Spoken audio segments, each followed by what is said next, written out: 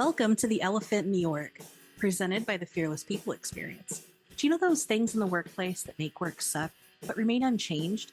Well, those are the elephants we're here to talk about. We believe that these topics can and should be addressed with common sense, courage, and compassion. We may not have all the answers, and we're definitely not always going to be right. But we're here to build a better people experience. You gotta start somewhere. Let's go.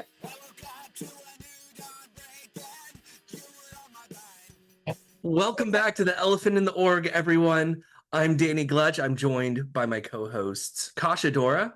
Hello. And Marian Anderson. Hi. We have our amazing guest today, Michelle Minnikin. And our Elephant in the Org is about women in the workplace, the current challenges, and envisioning a future where work is less shit for women. And it's the best guest we could possibly have on. She just published a book, Good Girl Deprogramming, which I just, do I love that title. Michelle, if you could give us the dust jacket best version of what this book is about and what motivated you to write it, just let us and all the listeners know what they're in for and why they need to buy it. Oh, I could probably talk about this for about 3 weeks. So first of all, thank you ever so much for having me on. We do have about a 45 minutes, not a 3-week timeline. Just dropping that one in there. So yes, the very, very short version. So the book is effectively how society keep women and girls behaving. And through a series of unfortunate or fortunate events, depending on what side of the table you're stood at, I kind of figured out that coercive control were the tools used to keep women and girls behaving. So after an ADHD diagnosis and a lot of anger about how useful this information would have been 20, 30 years ago in terms of my life, I had lots of counselling and therapy. I was invited on a learning and development conference to co-create something that would be very empowering for women.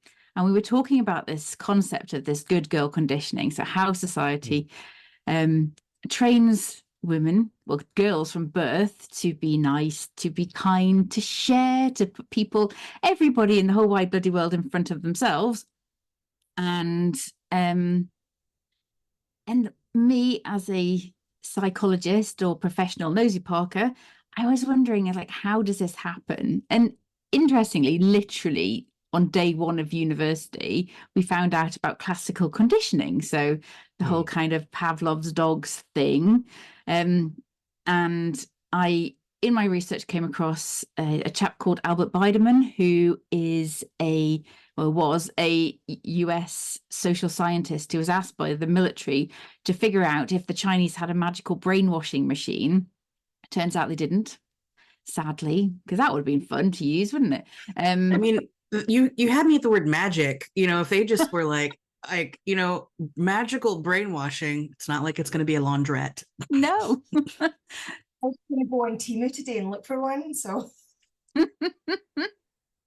so it's just all about how I kind of looked at all of the coercive control elements and immediately, so this stuff is like used in torture, Amnesty International, domestic violence, all use it as a background of sort of coercive control. And then I kind of took this chart, printed it off within 30 minutes. I was like, this is how women and girls are kept behaving. This is how we're trained. Various tools of coercion. And there are big consequences if we don't follow these rules. Yeah. So then I wrote a book because it just wouldn't go away. So yeah, and then I'm here with you guys. Yeah. And obviously that translates into the workplace as well. Oh, yes. And what's expected. And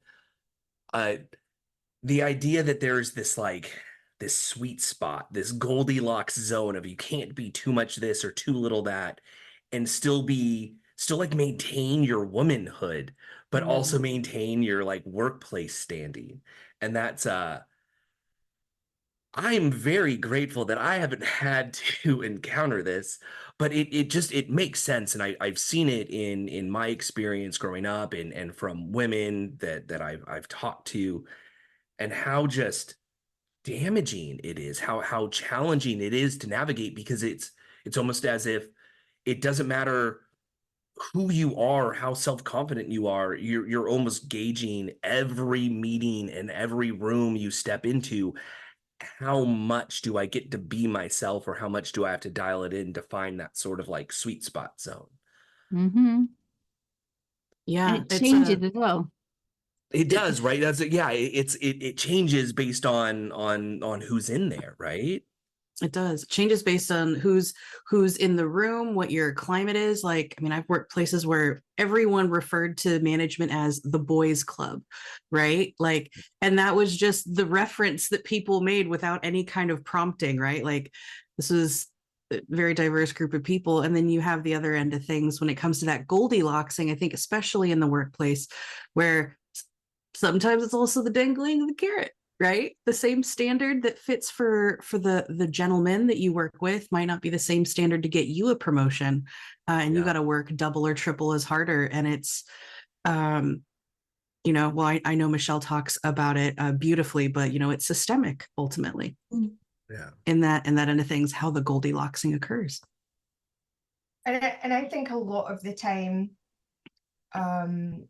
we don't realize sometimes as women, we don't realize firstly just how deep that runs. And I think men also don't realize that quite often there'll be microaggressions coming out, and it's so deep in there that they don't even see. And these are not bad people. These are lovely co-workers and great people and people that we really enjoy, but it's so deep ingrained in our psyche that we're not doing the best job of actually trying to, weed it out of there. Mm-hmm. Yeah, Michelle, what do you think some of those microaggressions, and for those who are uninitiated into the woke languages of microaggressions. Now, these are not like overt people being mean and squashing down women and not allowing women to be themselves. These are like, again, it's those programmings. Men are programmed, other women are programmed in the same expectations, and it comes off in very nuanced languages or how things are positioned.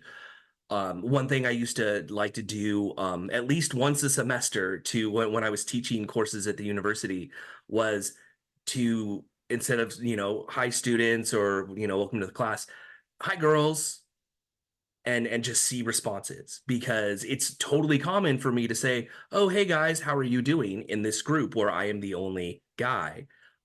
Little things like that are, it sets a tone. It creates sort of a hierarchy of what's expected.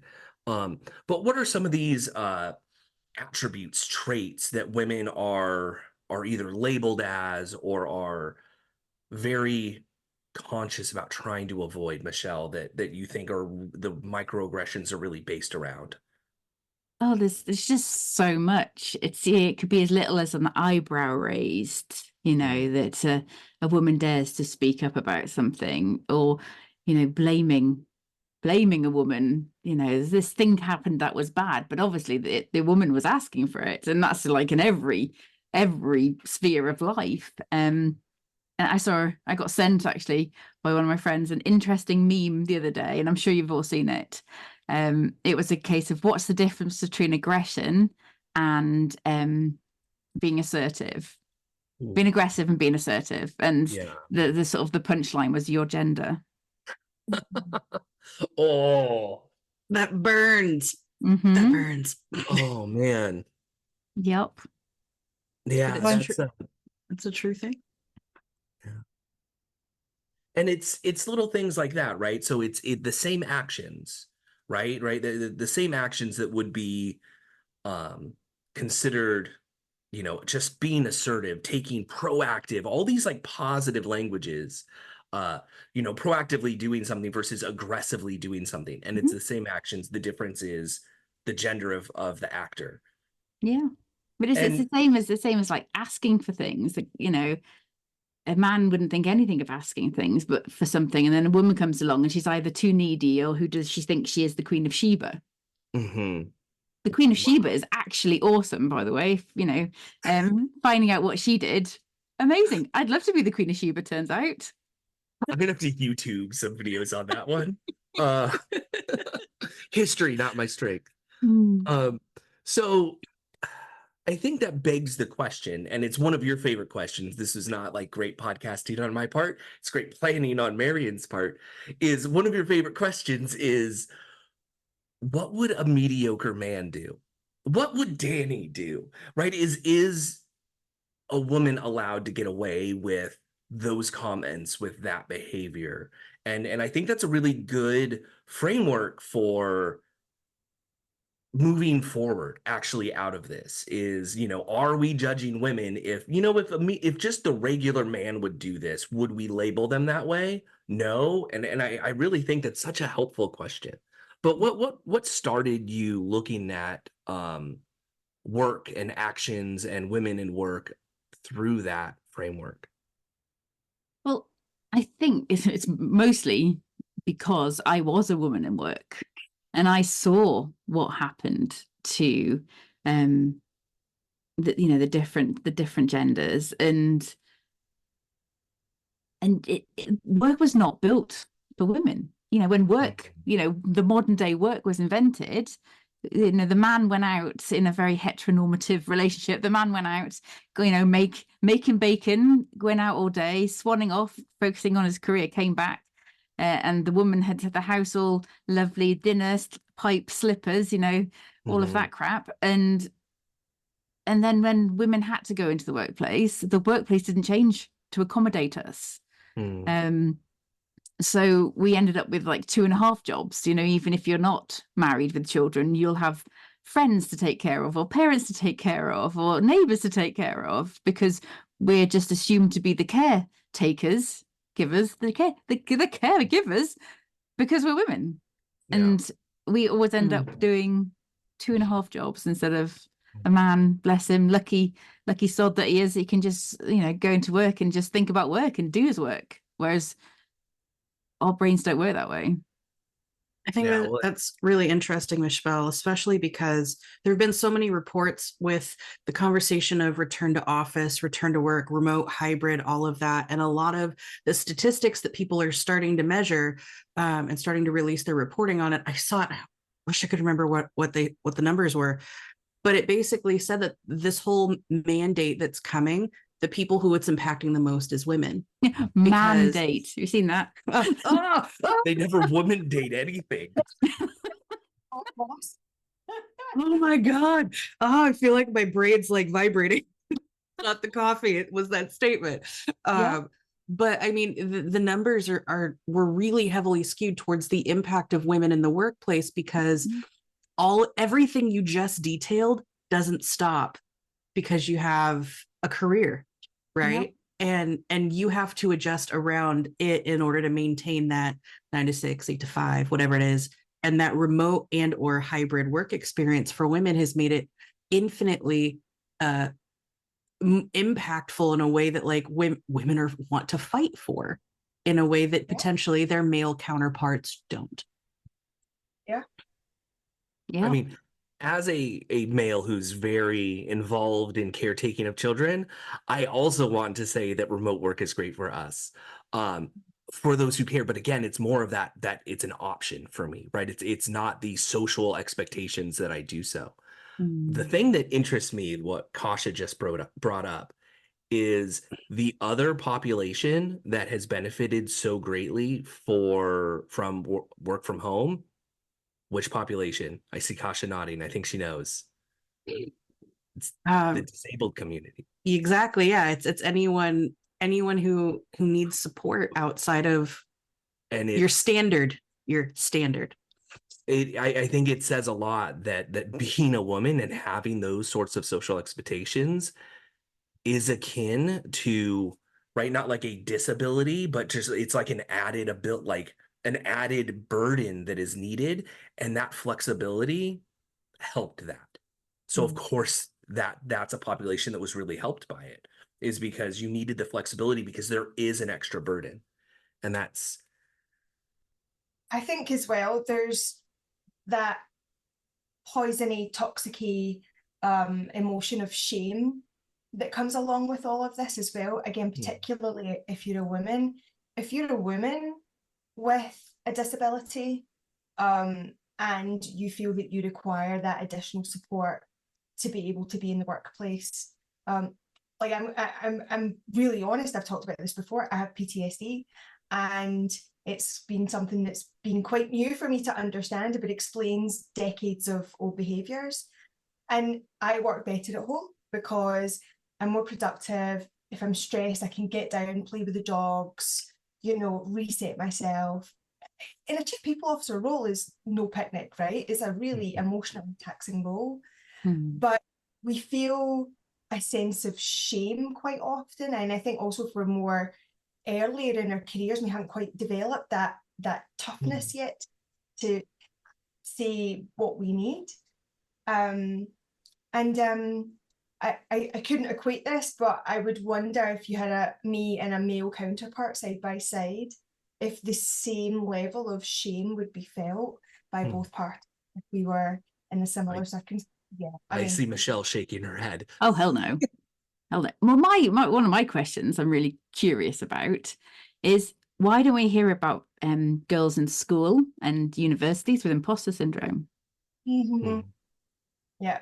Why is it all of a sudden, girls do better now? The studies show that girls do better at school, and literally the week between school and work, something must happen to that woman, because clearly, it's our fault.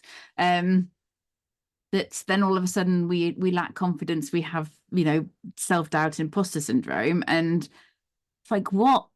It's clearly it's not the bloody women, it's the environment. Yeah, it's true. It's true. And you have such a slim margin where we feel that we can fail and make mistakes. And that leans really into the whole premise of the work that we do at Fearless PX, which is around psychological safety. Yeah. And we can preach about creating a psychologically safe workspace as much as we want, but until we're able to really kind of understand and resolve the imbalance and dynamics between not even just genders, capabilities, culture, color, all of that, until we can actually find a way to really level that out, psychological safety is going to be a holy grail, because, you can't do one without the other. Yeah.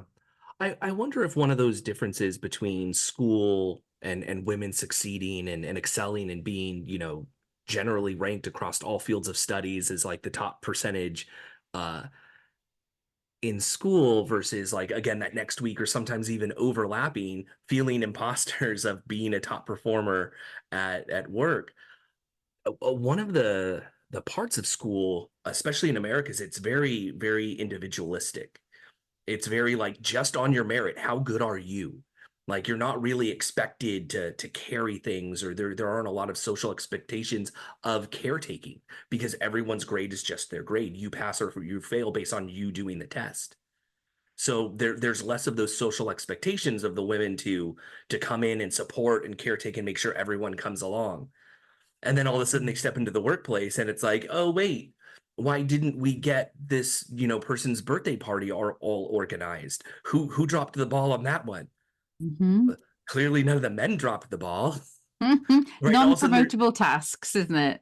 Yeah, right. All of a sudden there's these extra burdens, and you are a team, and as toxic as like the hey, we're a family thing is, like, it's you are a bit of there's a lot more connection and sort of like we're doing this together. And so I think a lot of extra burden comes on to the women, and I think sitting in a role of both caretaker and leader it's not so much that it's imposter syndrome. It's they're like, I can't be two people at once. It's exhausting. Yeah, I don't get it. That sounds impossible. Yeah, and I've been in that position where I had a leadership role, And I was also caring for my dad, who had dementia, and he was at the later stages of his life. And I was crumbling. I was falling apart. And I got that held against me and told me that my performance was subpar. You know, and it was such a shocking thing to me, because where I was meant to be a place where we were respected and, you know, our greatest resource, our soul, all this stuff, right? But here was me in a moment of my life where I'm trying to be a professional and I'm trying to be a carer and a daughter, and I'm dying on my feet. Yeah. And where was the support there? So, you know, we talk a good game, but we don't really actually know how to do this and how to support people properly, in my opinion. Well, and I think what you just highlighted, Marian, is the inconsistency in what happens when you experience human events in your life professionally, right? I've had experiences of coming back to work after a period of time for a medical leave, and I was expected to know things that if other people had been away for long vacation leave versus medical leave, the same expectation wasn't placed upon them, right? So the balance and the scale moves depending on who's on the receiving end, because I think there is a lot of that social normativity, whether we like it or not, unfortunately, that's there. I mean, you even go back to the tenets of what makes leaders, and it was masculine versus feminine at the very beginning, right? Where people started formulating what this was, it truly came down to your leadership skill was masculine versus feminine. And I could go on a whole soapbox and be like, but we started from matriarchal societies, but I'm not going to go but I'll go there. The French philosopher Foucault has the idea of, so back in England in the old days, there was this idea of the perfect prison called the panopticon. And if anyone who's seen Guardians of the Galaxy, like there's the big central guard station and they have a view into every room. There's no privacy. Everything is watched. Basically, his idea is that we've internalized that for our social rules, right? We have all of these social rules, and it's not necessarily other people who are enforcing it.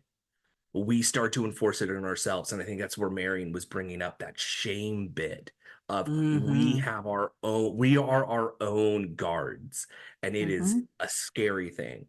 And one of the things that I love about Michelle is you have this concept of being a work pirate, of breaking these outdated rules, causing some trouble, but for a good thing, right? Not causing it for a bad thing, but and being bold and brave and taking some risks so that we have a direction away from that. How does that work at work? I would love to hear just some wins or some ideas of being this work pirate that breaks out of this panopticon. So funnily enough, I talk about the panopticon effect in the book, and how the ultimate coercive control is that we control ourselves based on all of these societal judgments that we're expected to live up to. So in terms of the work piracy, I was doing it entirely in my career. So I grew up with undiagnosed ADHD, and very recently I found out autism as well, which is, an extra fun part of that puzzle. And I literally couldn't cope with all of the processes and procedures in organizations, big, behemoth organizations with stupid rules and stupid processes. I just didn't understand. I'm like, why would we do it this way when I could just phone this useful person and get it done? You know what I mean? It's like, it doesn't make any sense. So I kind of did it because I think, I had to in order to get some stuff done. But my boss would ring me and say, we've got this engineer that needs to be on site on Monday. There's no way of going through the proper processes to get him a car to be delivered at his house, Friday afternoon. So I just ring up the guy in Fleet. I knew that was really helpful. I said, could you just sort this guy out with a hire car? And then we'll sort him out with a car to be delivered to his house.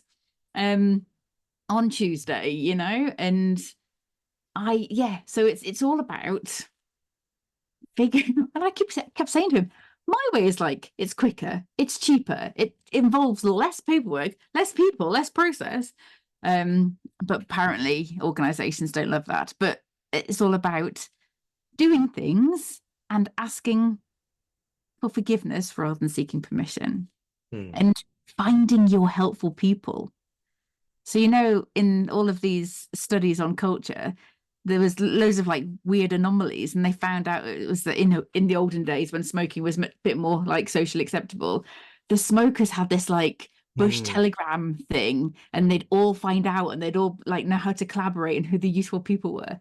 So I didn't smoke, but I almost did that. And when I left the biggest company I worked for, I left my person who was taking on my role a list of 100 helpful people. If you need this, call this person. If you need that, call that person. Sure, I was a nightmare to manage, and I am 100% unemployable now. But it's all about dancing around at the edges and what you can get away with without getting sacked, which has only happened once for me. So yeah. Bravo, that's a great achievement. You know, all I hear is just we have this thing that we really believe is the core solution to any problem in an organization and in life, and it's 4 C's, common sense being the first one, which is exactly what you just talked about. You know, compassion, courage, and communication. Again, all of those things that you just highlighted are in there, and we don't have enough of that. We don't have enough common sense. And that's because we don't give people enough autonomy to use their common sense. And so, you know, it can be a thing that it's like any muscle. If you're not using it, it just starts to wither away and die, you know. And we have this constant battle of control in an organization, you know, just exactly what you highlighted. Well, we've always done it that way, so that's how we do it. And someone comes along and goes, yeah, but that makes absolutely no sense. Like, why would you do that when you could do this? What do you mean, right? I mean, that's certainly not a gender specific thing, but I can think of plenty of examples in my career when I've been the one that's come along and went, well, I wouldn't do that, I would do this. And it's been a male counterpart, and it's been like, oh, pushback. So, and I probably more, just in my experience, more situations like that with men than with women, unfortunately. So it's very interesting that these are things that were started in my career 25 years ago, and guess what, still happening. Well, they're not going to fix themselves, Marion. No, we need pirates to fix them. All the It's what they're mischievous canonically people. known for. Yeah, we just need a few acts of piracy, never hurt anybody. But let me throw this out there. Based on that whole thing that we've just talked about, what do we think? How do we think that's going to shift with the shift in the change of balance of our generational workforce? Because I done a lot of work and a lot of study into generations in my research, but not in this particular area. So I would be curious, I don't know if any of you guys, Michelle, any of you guys have looked at that and thought about, well, how will that autonomy, that need for autonomy, that ability to use common sense, will that shift? And if so, how will it shift as we become more millennial-led and then Gen Z? Anyone know? Michelle, thoughts? I don't. I haven't done the research, but I would imagine, you know, we had to sort of go to a bookstore when we were little. And you think about it, these processes were put in place by your boomers. So, and we had to learn patience, which was something that my 14-year-old child has zero of, because everything is immediate. So I can only imagine that processes will have to be flexible for this generation of people, because, you know, they're not going to want to, you know, send an email to Tracy and then wait for Navreet to do something, and then, you know, wait for Trevor to do his bit before they get something. Yeah. They just have to and stand, it's just they have waste. to take it. Yeah. Yeah, Yeah. they'll just take it upon themselves, right? Like, and I think that, Marion, I think your question of the difference in the generations that we see in the workplace, I think it comes down to the word we were just all talking about, which is autonomy. I think that there is a resourcefulness that people naturally bring to the workplace, and a sense of, Michelle, you were talking about the work piracy, and the word that kept coming to my mind is I hate company bureaucratic bullshit. And that's really what that is, right? That's saying, like, I see your levels and all of your red tape, and I can just walk through the tape. Need to wait for you. Yeah, exactly. I've got scissors. Exactly. Like, I have some on my desk right now. Like, but I think that's what it is, right? It's seeing, like, I just gotta walk through. Why do I gotta wait? And I think that's exactly it, right? Like, the answer to that question is kind of like touching on all of those things and combining it, because we see these trends that we're starting to see, whether you're looking at generational voting trends, and people vote with their employment, right? Like, and where they choose to work and how they choose to work. It's not just necessarily someone participating in a democratic election or any kind of election. It's like people vote with their decisions. Yeah. And those decisions that we see, we're seeing with all of this return to work conversation. I know I've brought it back a couple times, but there's such a huge impact for women specifically, and being vocal right now, which, luckily, thank God for things like LinkedIn, you're starting to see a lot of people who are just being vocal, and the community that's building around that vocality is, it reminds you, you're not the only one who's experienced this. Yeah, and Kasha, that just brings up the personal is political, right? Mhm. Like, that was like the big rallying cry of second wave feminism. And when you are making the decisions or acting in this way, or sharing your experience on LinkedIn, those are political things of, like, this is allowable. This is what I approve of. This is what I don't approve of.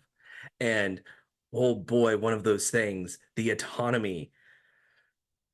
Business is not great at giving autonomy or trust, right? And it's who is allowed, like, what is the sort of, like, is it politically allowed? Who is politically allowed to be bold and push that and still maintain their social standing? And boy, I'm gonna tell you that I would have an easier chance of maintaining my social standard back to that mediocre white male thing. And it's hard, right? Like, I don't appreciate that. I think everyone ought to be able to be bold and just call Jimmy, because Jimmy knows how to do this. I don't care about your red tape.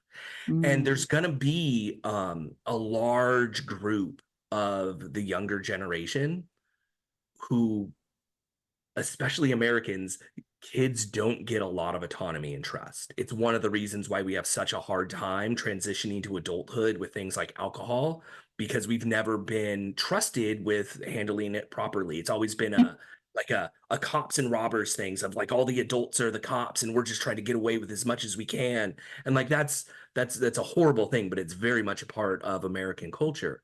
And to then step in and, like, how do you push rules and fight for, efficiencies and autonomy when that's what you've been raised with? And it's you're trying to break them in an appropriate way, and holy smokes, like, there's going to be a lot of people who lag, and it sucks that we're asking them to break rules instead of just, like, looking at the processes and rules and saying, hey, maybe we can adjust these for the younger generation, like Marion was suggesting.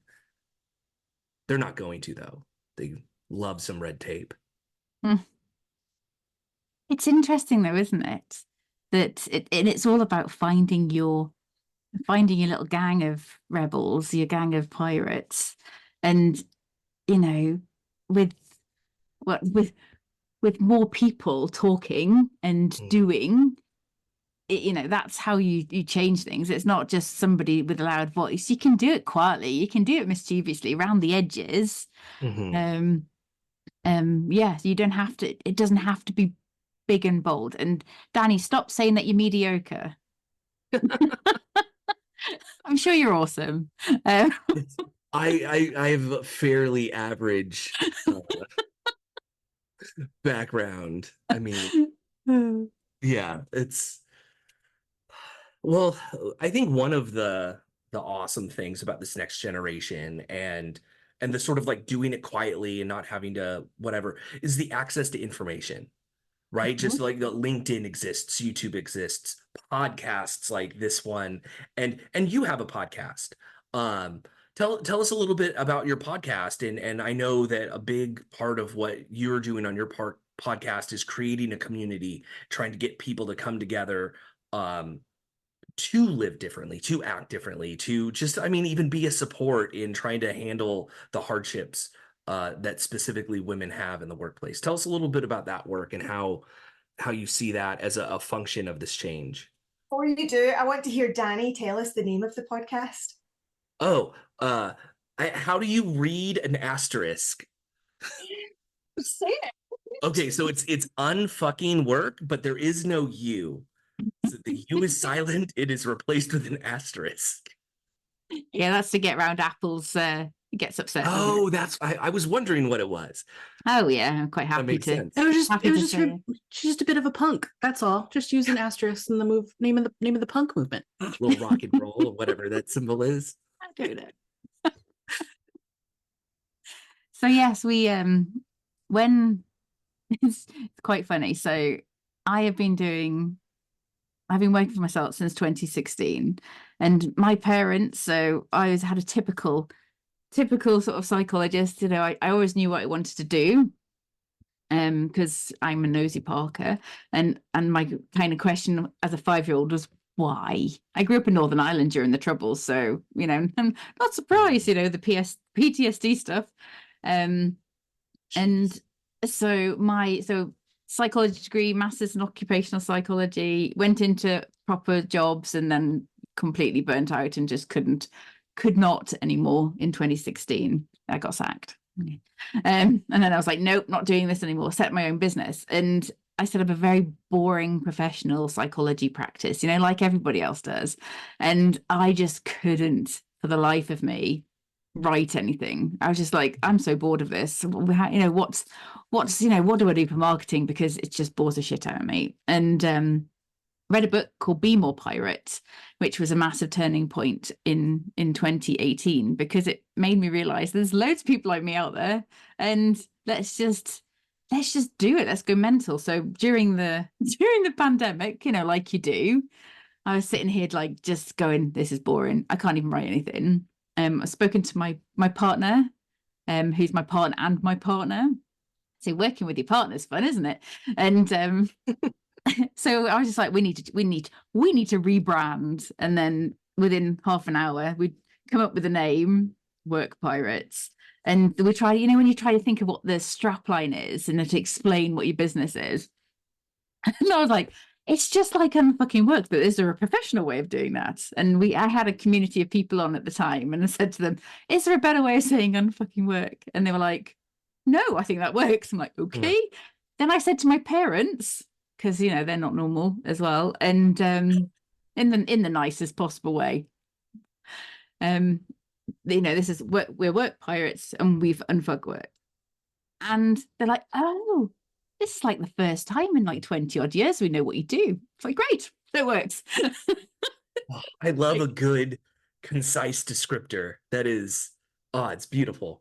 The beauty of language. Yeah. And you have lots of guests on your podcast, and you explore a lot of things. Is there any one that was really just like, you know, maybe if some of our listeners wanted to listen to yours, was there a specific guest or a couple of guests that they should look for that would really help dive even deeper if they want to go down this rabbit hole on unfucking work, specifically around women in the workplace? So we haven't actually talked about women in the workplace, which is really weird. We haven't specifically talked about that on the podcast. I've been talking about other people on other people's podcasts, but not on mine. So that's a really good reminder, Danny. Thank you. So James should interview me on one. But my favorite podcast, and apologies to all the other podcast guests, but sorry, was the sort of the January one where we had the author of Be More Pirate, Sam Conniff, and another author that I absolutely adore, John Alexander, who wrote a book called Citizens. had them both on as a just before Christmas, when just the wind down towards Christmas, when you're absolutely knackered, get two amazing thinkers and talkers on a podcast, and me and James had to lie down for a week afterwards because it was just like mind-blowing. But yes, that's been my favorite one. But we've got some really interesting ones coming up actually. But no, why would I talk I'm creating a offshoot.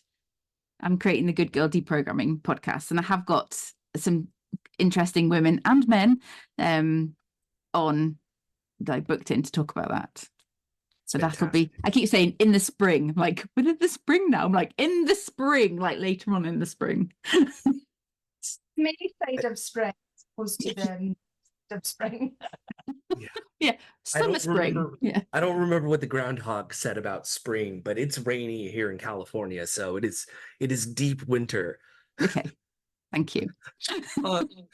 So, and I think this transitions, I wanted to ask you about what you envision for like the future of work that is less hostile to women in the workplace, that is more of a place where there's less imposter syndrome and they can be more authentic and not be labeled as certain things. And it really seems to be around that deprogramming. And it's not just women that need to be deprogrammed, right? It's the whole of society.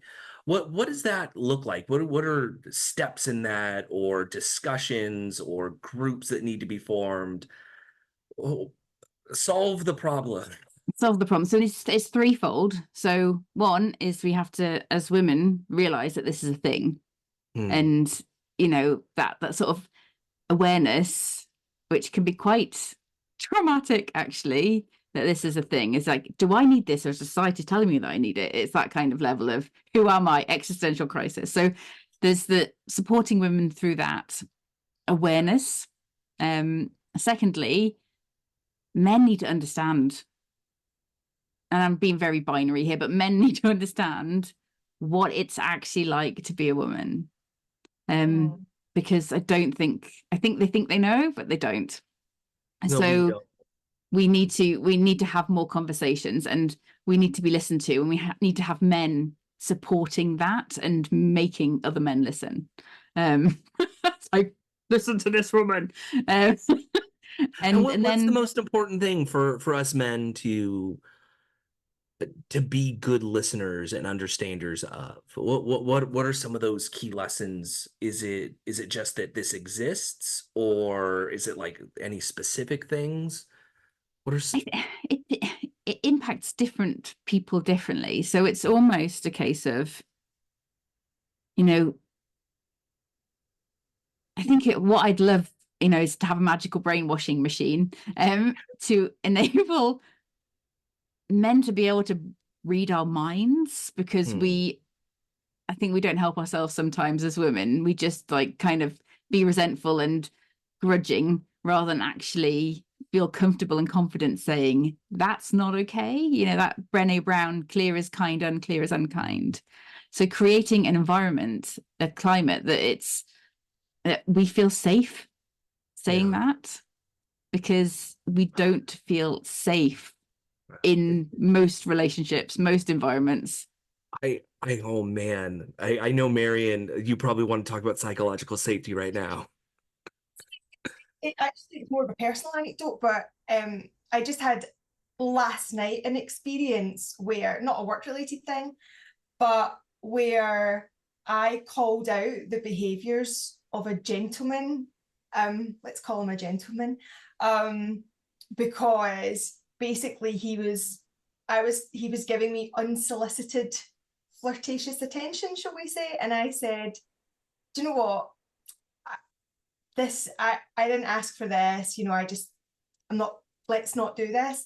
And in a very polite way, in a very nice way, and I got, well, I was only joking, it was just a joke. And I'm like, so there's a discomfort there when we do call, even when we do feel brave and we do feel courageous and we do feel like we want to stand up for ourselves, there's an instant discomfort, not unexpectedly, but it has to, you have to be able to, because then that makes me less likely to want to do that again, right?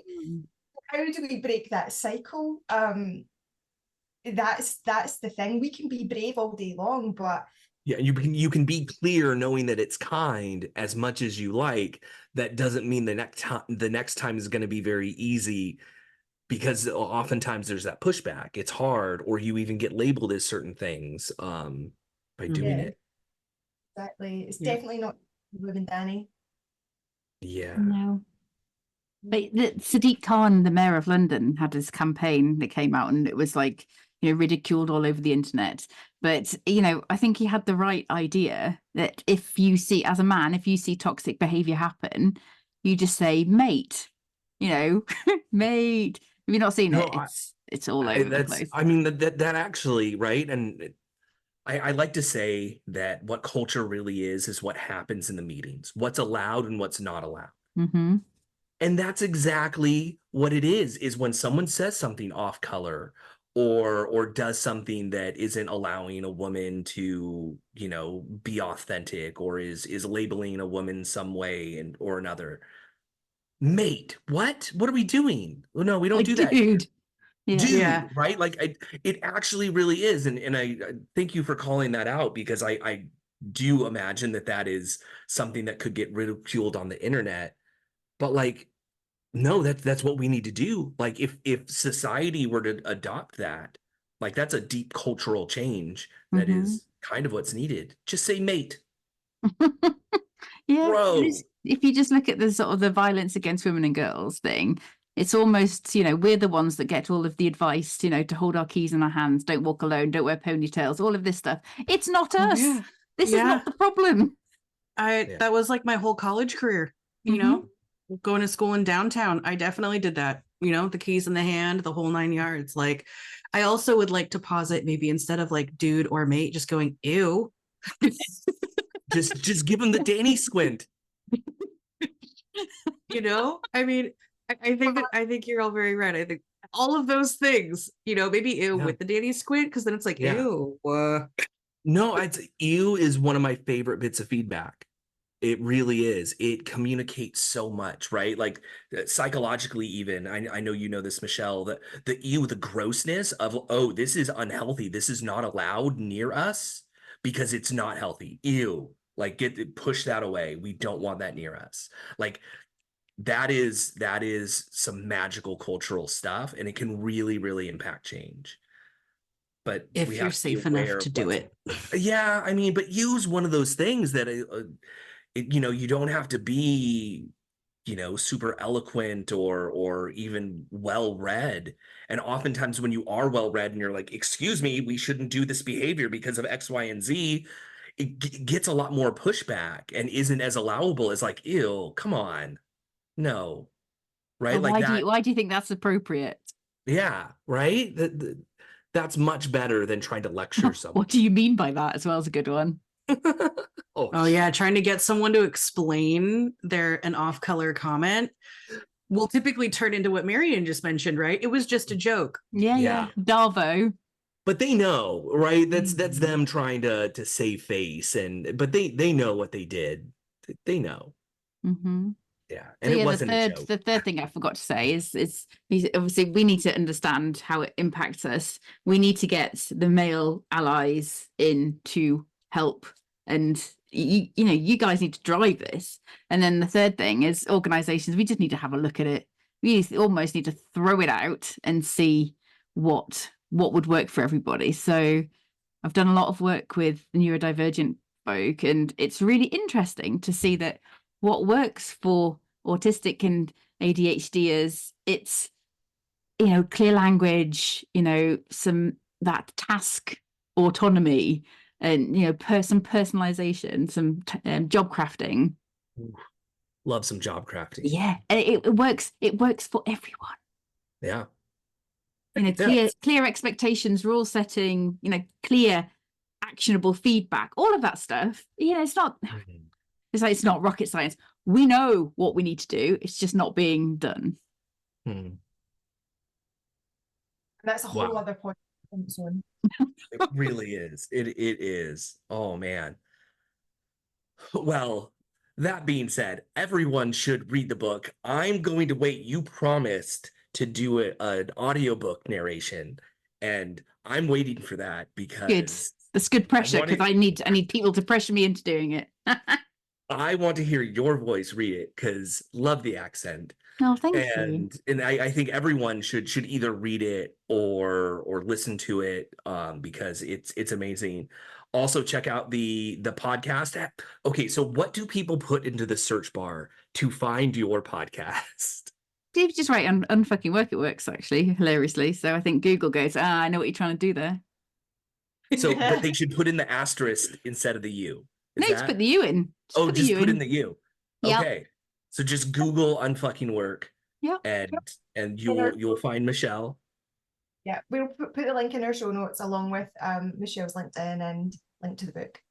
When something exciting's happened as well since I last spoke to you, it was only a couple of weeks ago. So I created a quiz to figure out what part of the books you should read, because we're very busy. We haven't got time to do the whole bloody book, so there's a quiz.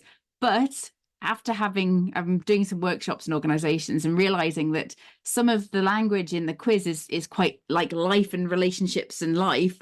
So I'm literally about an hour off finishing a Good Girl at Work quiz. Mm. I did the quiz that's there just now, which was really cool. And I love the report that came back from it. Kasha, you got to do it, girl. It's like super insightful. So is this a different one? Yeah, love so I'm the really quiz curious to see what the difference is between the two of them, because I can we be get a good both girl at links? work and not a good girl outside of work.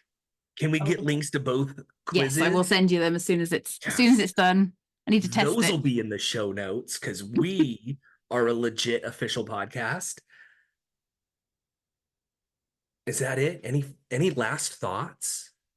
Because we're so legit. Because we are so legit. I feel like she did like a 1, 2, 3 step takeaway, and I was like, wait, I can't top that. I appreciate you at least Listen. addressing the standard white male moment here. So good job, Danny. Sometimes you just have to realize you can't top what Michelle just did. Absolutely not. Just wrap the show. Well, thank you ever so much for listening to everybody today. Have a lovely week. Wait, you didn't say be sure to like and subscribe, leave a 5-star review. Yeah. You can contact us at elephant@thefearlesspx.com. And thank you, everyone. We'll see you next Wednesday.